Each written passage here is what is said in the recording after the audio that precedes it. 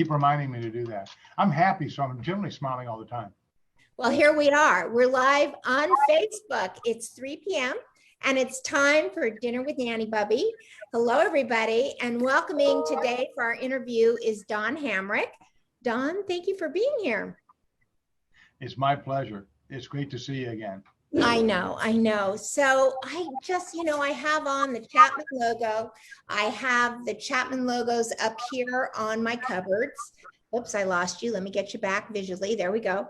I have, believe it or not, these Chapman logos on I use this as my composting bin. So originally this was my flower vase that I used for when we went on Channel 8. This is what I learned is these logos don't come off. Once they're on, they do not come off. And I really want to show you this because you'll really start to laugh. I'm going to take this computer over here for just a minute and just show you and everybody else. So I call this my Chapman oven. Do you see that? I do. That's on for good. It is on for good. And so, everybody comes over to the house and they all laugh and say, oh, there's your Chapman oven. And I'm like, yep, there's my Chapman oven. But we always say, let us put this into our Chapman oven. So for those of you who don't get the joke of all of that, Don and Chapman Dodge, Las Vegas Jeep, tell me the exact name. Las Vegas Jeep. It's Chapman, Las Vegas Dodge, Chrysler, Jeep. And then, of course, we have the Chapman store in the Valley Auto Mall, Chapman Chrysler Jeep. So there you go. All of the Chapman Automotive Group is proud to sponsor Chef Nanny Bubby's show. Thank you. And the fact is that I would not be on Channel 8 if it was not for Don. And I'm so grateful. Every year or 2 times a year, we've gotten together on Channel 8. But in the year of COVID, we haven't had the opportunity to do that. So I just really wanted to have him on here for all of our gatherers who join us every single day. And because Don has a really inspiring story to tell. He's a very inspiring guy. He's a very successful guy. He is very similar in the age group that most of us are in. And I just kind of wanted to begin at the beginning because we have time to talk about it. So you're born in Morocco, correct? Born in Casablanca, Morocco, just like the old movie. Right. And what do you remember about Morocco? So as a child, I have a lot of different memories when we were there. And then, so my dad was attached to the military and he did a job in Casablanca, Morocco, built a brand new Air Force base there. And that's how he met my mother. It's a cute story. My mom was selling lottery tickets. So was your dad American, but your mom was Moroccan? Yes, that my dad was American. That part I didn't realize. Okay. So my dad was American. He was there, as I said, as a contractor for the United States Air Force, building an Air Force installation there called Noisir Air Force Base. And he spied my mom. She was selling lottery tickets, and she was a cutie pie. She was 5'2", and she was standing in a little kiosk selling lottery tickets. And my dad was kind of taken by her and strolled over and, bought a couple of lottery tickets. And he asked her, he said, is this a winner? And, oui, monsieur. I mean, she spoke French and it's a winner. And he says, well, if I win, he says, I'll come back and take you to lunch or dinner. She said, sure. It seemed like a harmless gesture. Well, Sure enough, the ticket hits. And it wasn't like a big lottery winner, but it pays. It paid like $5, $10, whatever. So he came back and he asked if she remembered. She said, yeah.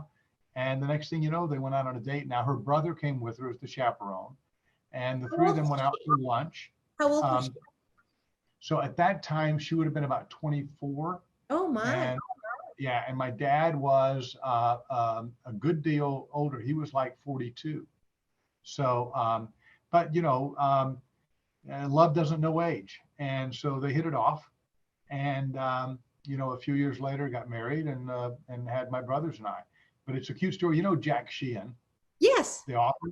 So yes. Jack actually interviewed my mom and wrote our book. He wrote my family's book. And he called it You Must Remember This, after the song from Casablanca. Right. Because it all started in Casablanca. So had your dad been married before at the age of 42, or was he a confirmed bachelor? No, he'd been married and he had two sons that, we got to know quite well, my brothers and I, later, our half brothers, Ron and Bill. We've since lost them both, but they were great for us. And, I lost my dad at a very early age. My dad died 6 days after my 7th birthday. And so that was tough. Yeah, we were in England at the time. And so it was tough on my brothers and I. My oldest brother, Lance, was only 10.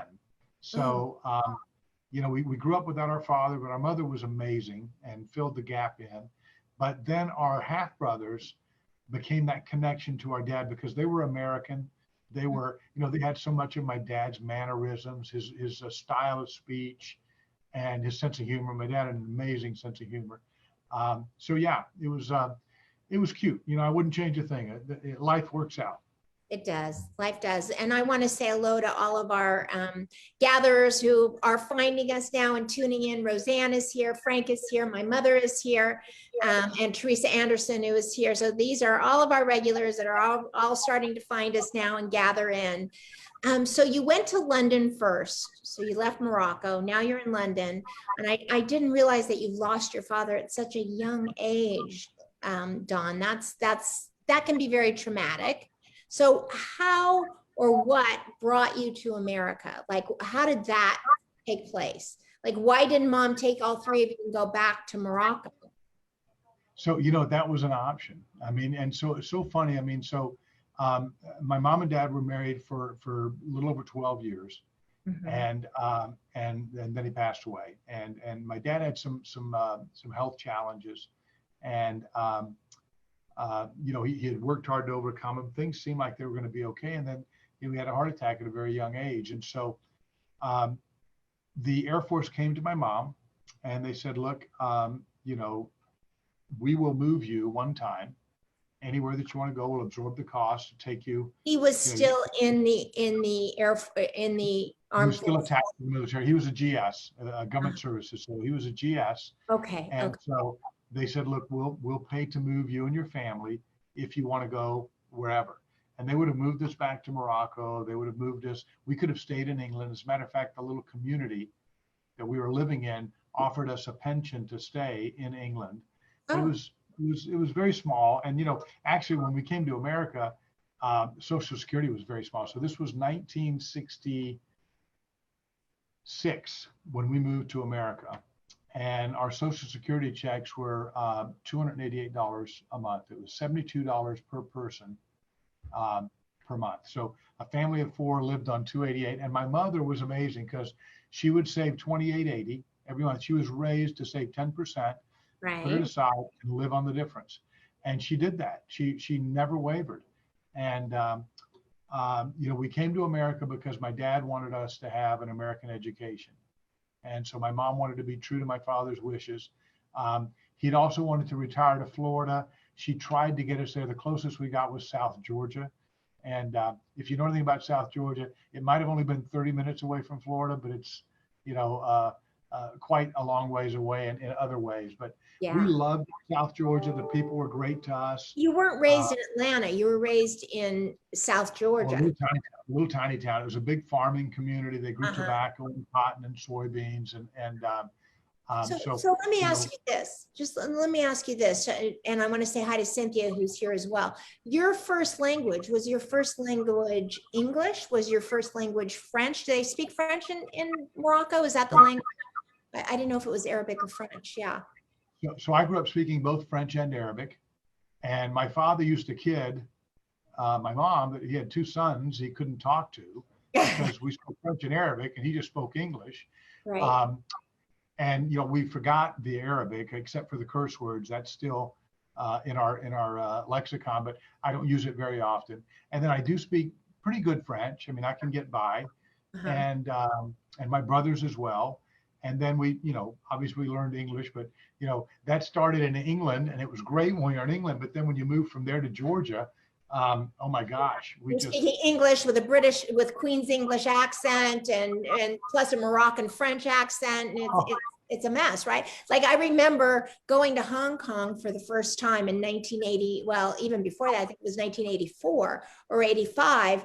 And the Chinese, like in the restaurants or in the malls, in the shops, will come up to you and you're listening to them speak. And the problem is they were speaking Queen's English, which also sometimes you have to translate, right? At like bloke instead of a man. They say, well, you know, there goes a bloke, and they mean there goes a man. And so you got Queen's English with a Chinese accent, and it's like, you know, you know you're hearing words that, but you can't string together what the thought is. It's kind of funny. It really is. No, and we loved England. We loved the people. Still have some great friends there that we maintain relationships with. I took my mom back years ago. We went and visited my father's grave before she'd passed, and it was so good. And we saw these friends and families that we had connected with all those years. And then the same thing with Georgia. We maintained some great relationships there, both my brothers and I. As a matter of fact, one of our high school classmates is in Las Vegas this weekend. We're going to get together with him. Oh, that's great. Do you know Peter Guzman from the Hispanic Chamber of Commerce? Peter is watching. I do. I love Peter. So Peter's good people. Yep, his daughter is getting married next weekend. So thank you for being here, Peter. Yeah, isn't that great? Mucho gusto, Phil. Great news. There you go. There you go. So tell me, do you remember any foods in Morocco? I love the foods. I mean, so Moroccan cooking. So obviously, so the big dishes that I remember are the things that my mother made. And my mother made a remarkable couscous. She did beautiful tangine, you know, a beautiful chicken and raisins. She made a Moroccan hot sauce. We would call it a Moroccan salad with, you know, that she would just take the stewed tomatoes and just cook them down with olive oil and jalapeno peppers and onions and garlic. And we would use it as a spread on bread. It's so funny. She used to make a dish. I remember when you're younger, you know, you have a pretty vivid imagination. And I remember when we were in England, Lance started having nightmares, and he'd wake up in the middle of the night with these nightmares. And my mother, she said, okay, we're going to fix you. And the dish was called sfinja.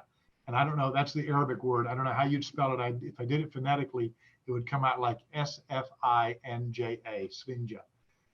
And she would make this dish, and Lance had to eat that for breakfast for a week, and it would take away the nightmares. Oh, well, that's funny.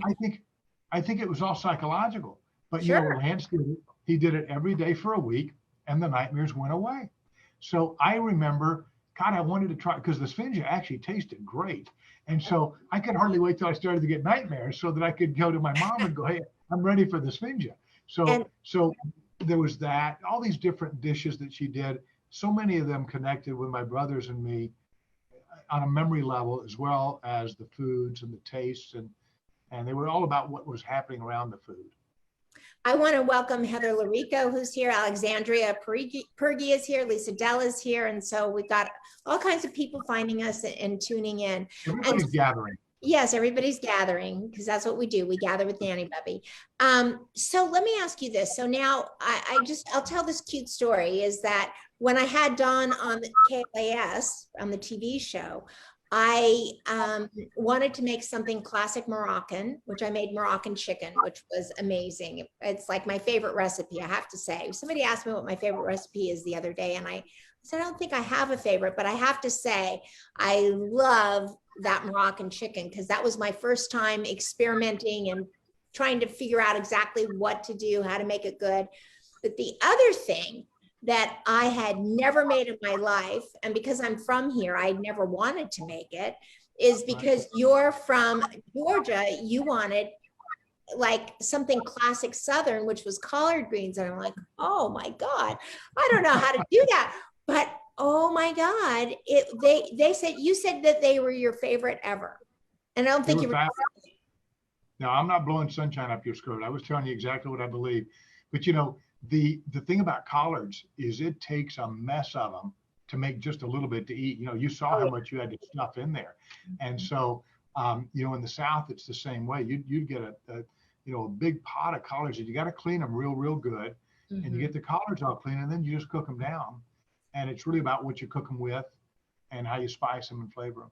Yeah, well, there's two things that I learned. Number one, if you blanch boil them first, just like 10 to 15 seconds and pull them out, they hydrate up so that when you saute them, they don't, come down to a quarter size from a pound and a half, right? So there's that happens. But here's the other thing that I learned, and this is the trick to that. And I just want to share this with anybody who's a collard green cooker or would like to, is that what made those collard greens so good that day is that I pre-cooked them at home because I had to, right? I had to pre-make them here in the morning.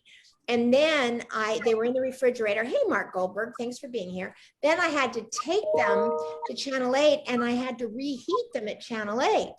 Well, what I realized is that the best way to make them that flavorful and tender is to make them,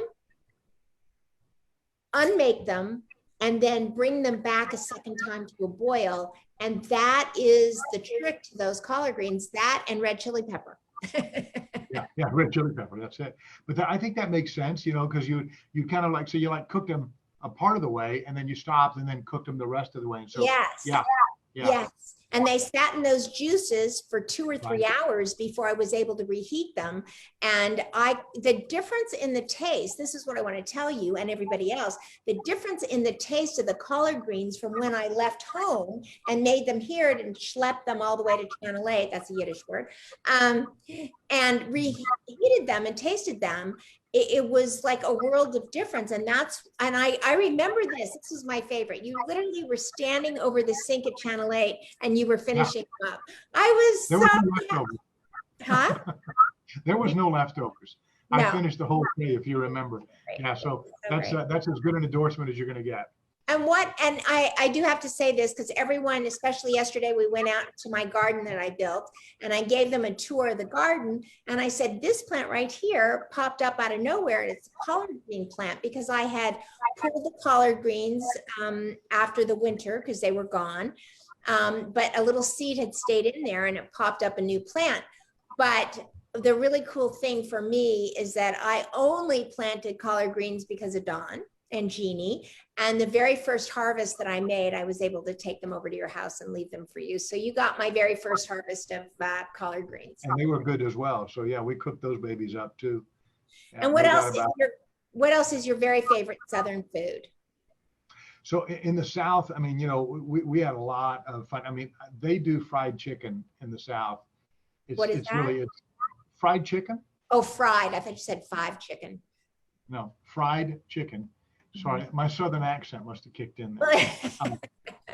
But they do, fried chicken is an art in the South, and everybody has their own recipe about how they the dunk and what they do. But when you get good fried chicken in the South, it is nothing short of amazing. So I always enjoyed the fried chicken. I was not a big bean person. They do a lot of butter beans and things like that. I was not a big bean person. But what is it about the fried chicken that's your favorite? Is it the buttermilk fried chicken? Is it the biscuit? I mean, what type of fried chicken is your favorite? So what they would do is, again, they'd use a great drench, and like I said, it's the buttermilk, and then it's fried in a cast iron skillet. And so I think that there's something to that, and they get the temperature of the grease just right, and you get this fat. And the other thing too is when it's done right, it's drained off properly, it's not greasy. You're eating it, and it's not like and did your mom make fried chicken? She learned. So Mom was this great melange, this great mixture, because she had the Moroccan cooking, the Arabic side, but we were raised Jewish. We were, there's a big Jewish community in Morocco. I know that. So she had those sides, but we're Sephardic Jews versus the Ashkenazi, so it's different. You won't find any gefilte fish or anything like that around. But so she would mix those styles of cooking with the Arabic side of cooking, and then when she married my dad, she learned how to make, biscuits and gravy and French toast and, whatever my dad would enjoy. She made amazing spaghetti. I mean, where was he from originally?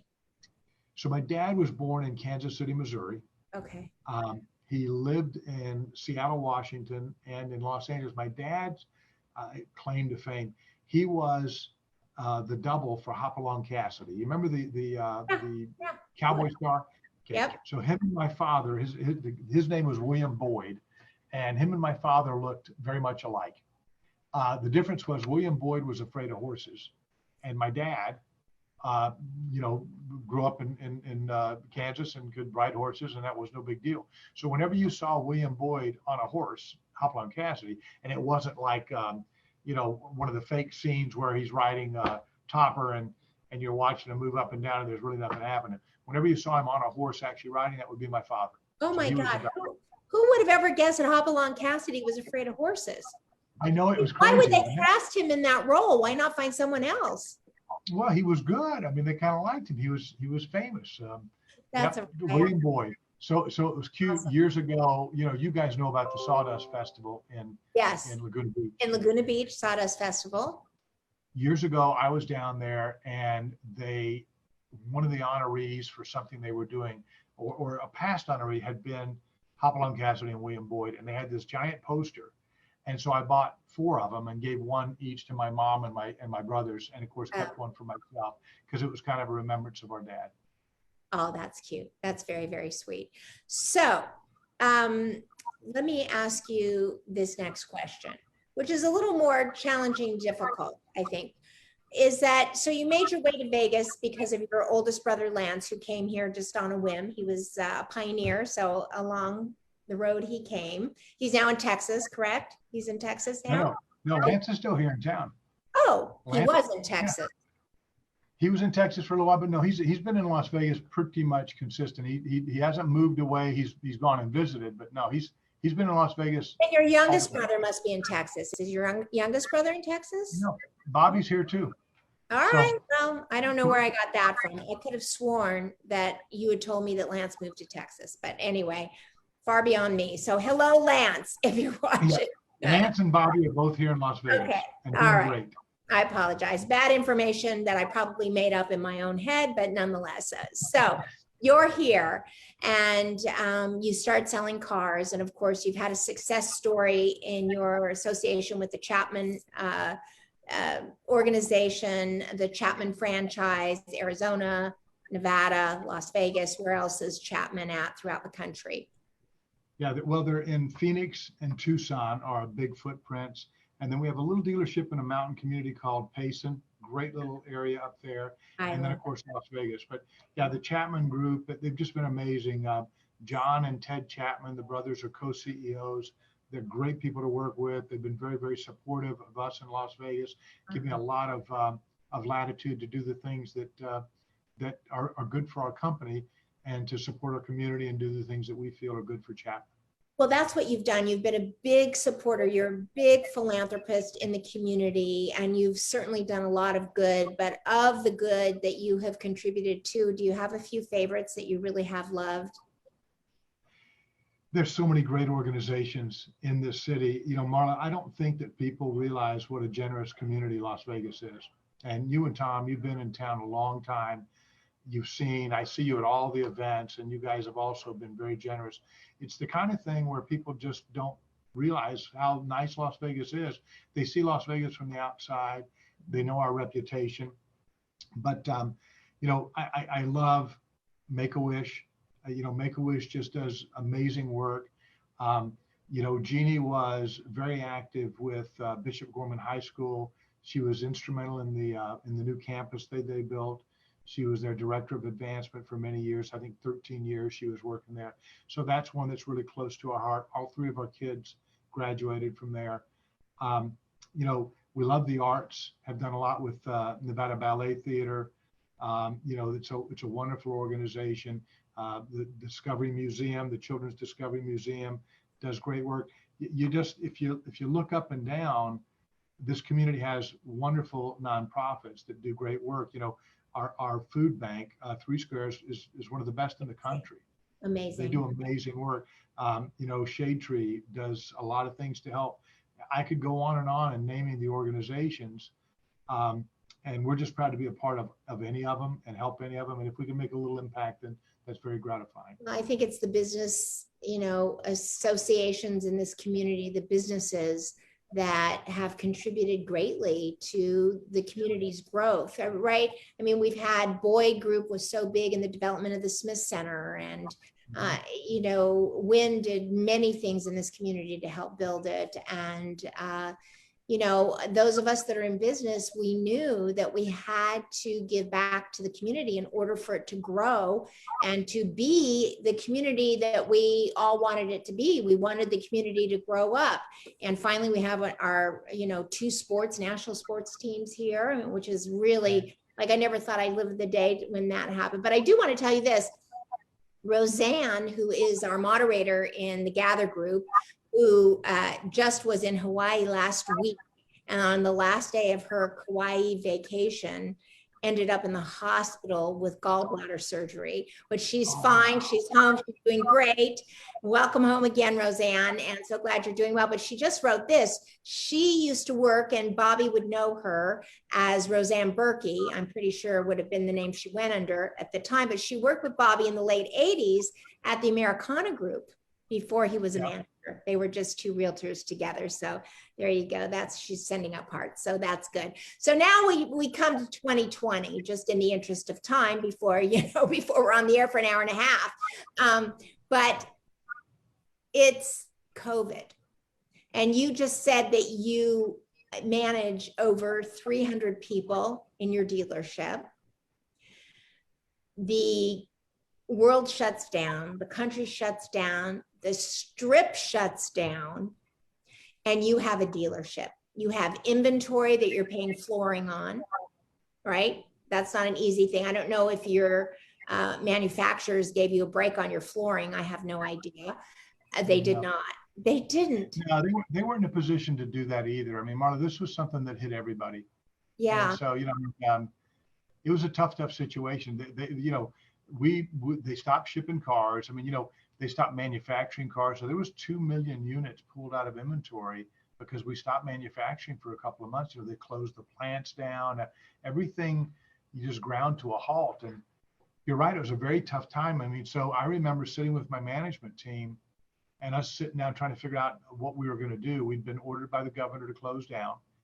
You know, we have a very good association, a good lobby that was able to connect with the governor's people and say, look, you know, there are essential businesses that need to be around, you know, customers that need to have their cars serviced, you know, still need to get back and forth to work. You know, you've got nurses, doctors. I mean, we can't just stop operations completely.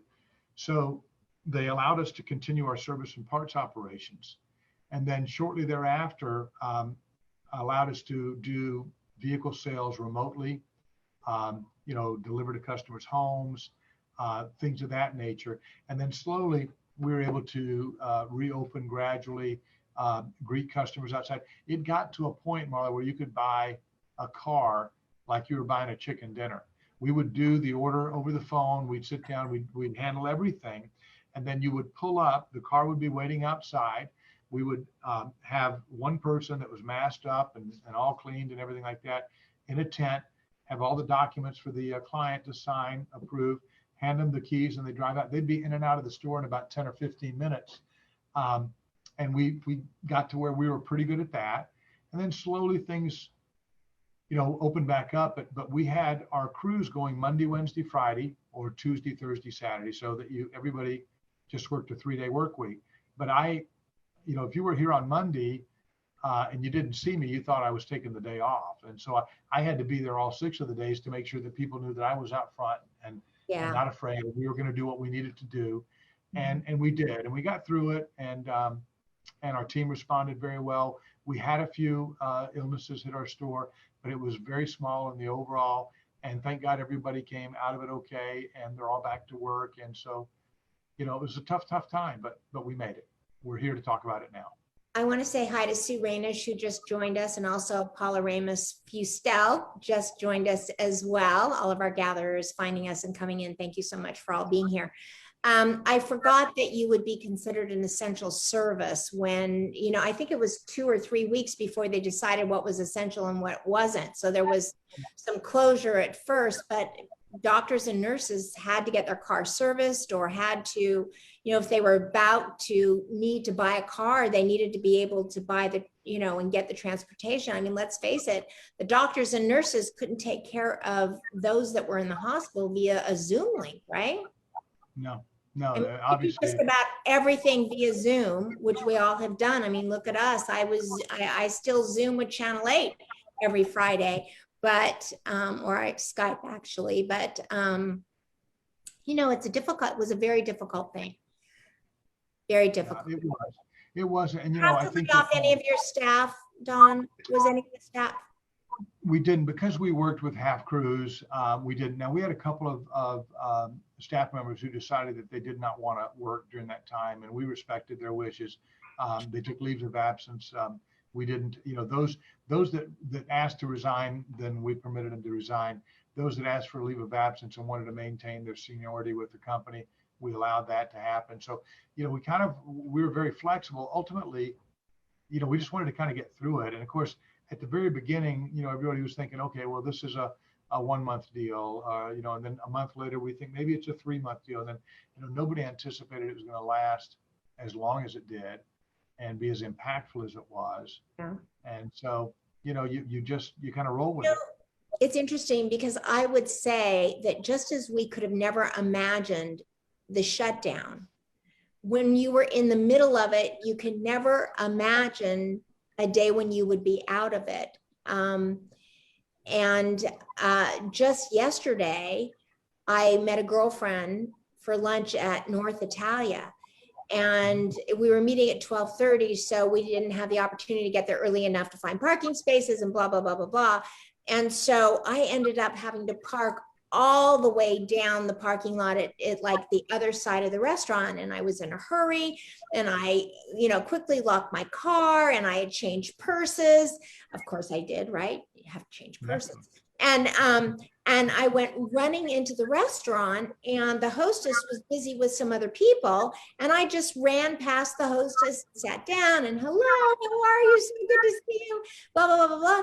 And then, you know, an hour into the lunch, I said, "Will you excuse me 1 minute while I go to the ladies' room?" And I got up and I went, "Oh, I need my mask." Oh my God. I literally came into that restaurant without a mask, and nobody stopped me. And I was like, huh? What? I'm surprised you weren't arrested.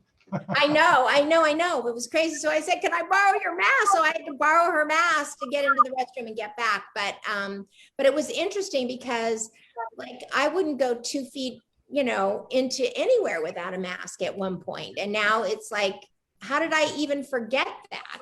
It's crazy. I'll tell you the other thing. Hey, Laura Grau. Laura's here. Laura Grau is top fan every once in a while. So thanks, Laura, for being here. I will tell you one thing that I cannot believe that I ever did. Tell me, do you grocery shop at all, Don? I do. Okay. So here's me prior to COVID. Grab the shopping cart, push the shopping cart, reach for a plastic bag, take my hands off the cart, lick my fingers, open the bag, and then start filling the bag. And when I realized like what I was doing, and I will tell you, it took 3 or 4 months into COVID to break that habit, because fortunately I'd be wearing my mask, and I would grab the bag and I'd take my hands up to my mouth and I'd hit the mask, and I'd go, "Oh my God, I've got to break this habit." But like the things that we used to do, we did take for granted, right? Because who had their hands on that shopping cart before me, that I'm sticking my fingers in my mouth? And I'm a fanatically clean person, you know, so. So when I do if I'm in the produce section, I blow to open the bag. I rub it together. That's how I do it. I rub it together, or I'll blow. What are you blowing on? I can't blow on it. Where it opens up, and I can blow it open, and I'll show you. Well, I'll tell you what I do. I've got a little more hot air than mine. Yeah, well, a lot of people think I have hot air too, but I put my hand under where the water drips out and just let it drip on my hand, and then I open the bag. But anyway, well, is there any last inspiring thoughts that you might like to leave us with? Well, I didn't know I was going to get asked for inspiring thoughts. I'll tell you that I feel good about the direction that our city's going. I think that we've demonstrated remarkable resilience. You see a lot of people that have come through this, and you know, I think if we're not on the other side, we're getting very close. And I'm just very hopeful. I'm just very hopeful that good things are in the future for Las Vegas. You know, they announced our Raiders schedule for the upcoming year. We get some great games. I'm looking forward to going and being in the stands and enjoying those. You know, I want to get a year back to normal. And I think that there's a balance there that we can, you know, exercise proper caution and yet still have a lot of fun with our friends and our family. I'm excited. I've got my daughter and my grandsons flying out in June. Father's Day, they land. They're going to be here with me for 3 weeks. And where are they at now? So my son-in-law is, well, actually, he's just accepted a promotion to lieutenant colonel. Oh, I'm so proud of him. Yeah, that's a big deal. I'm so proud of him. He's a great young man. And he and my daughter live in Alexandria, Virginia. He works out of the Pentagon. And we've got 2 grandsons, Soren and Rembrandt. And so the 2 of them are coming out. So I'm just looking forward to hosting them, having a great time together. And so there's a lot of bright things in our future. And I hope the same thing for all our gatherers and certainly for you too. are you seeing the car business coming back now? We are. So, you know, there's a lot of demand. You know what the tough thing is now? If it's not one crisis, it's another. You probably heard there's a dramatic shortage in chips. And so they can't, and not potato chips. I know you're on the eating side, Nanny, but the computer chips. There's not nearly enough computer chips to build our cars. And so there's a huge shortage. So where I normally would have 500-600 cars on the ground available for my clients, I've got about 300.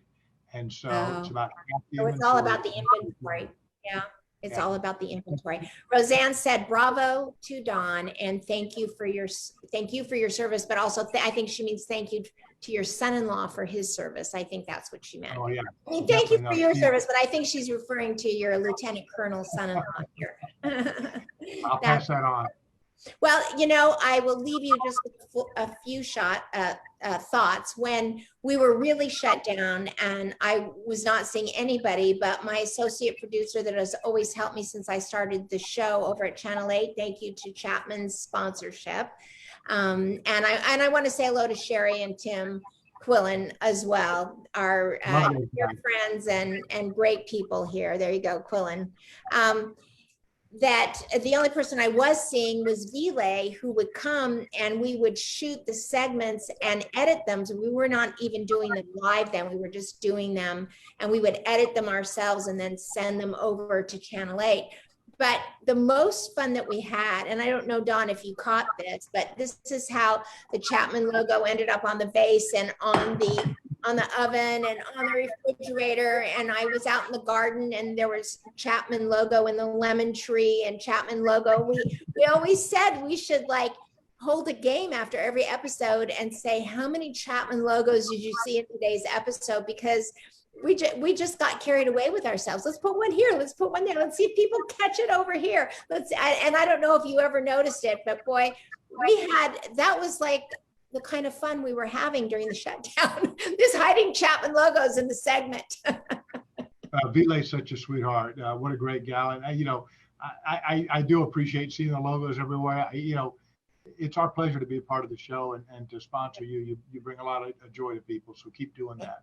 Thank you so much, Don. Love you lots. Thank you for everything. And so do you know what to say on the count of 3? Do you know what we always say? No. We say spread love like butter. It's Nanny Bubby's logo on my non-Chapman apron. It says Nanny Bubby, spread love like butter. This one says Nanny Bubby Chapman. So on the count of 3, go out and all together now, spread love like butter. There you go. There you go. TTA, butter. Butter. Thank you, Don. I'll call you to say thank you at the end here. Thank you so much for everything. Goodbye, everybody. Oh, can I just give a shameless plug? Please. Tomorrow on Channel 8, we're making Mahamara, It is the most beautiful mezza spread you have ever seen. It is a huge challenge to make it in a 5-minute time frame, but I think I've worked it out in my head, and you are just going to love every minute of it. So see us tomorrow on Channel 8 at 3 o'clock. And if you don't make it over there, we'll stream it on my iPad at the same time live, so you can watch it there. So there you go. Bye, everybody. Take care, guys. Bye-bye. Bye. Spread love like butter.